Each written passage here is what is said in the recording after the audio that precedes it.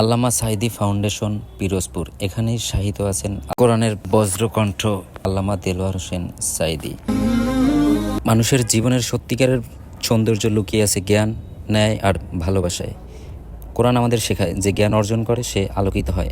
এই আলো শুধু নিজের পথই নয়, সমাজের অন্ধকারকেও দূর করে দেয়।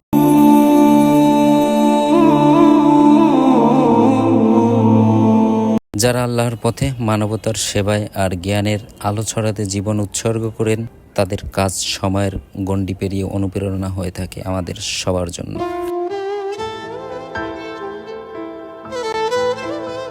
একটি মাদ্রাসা, একটি শিক্ষালয়, একটি সৎ উদ্দেশ্য সবই পারে প্রজন্মের ভবিষ্যৎ বদলে দিতে।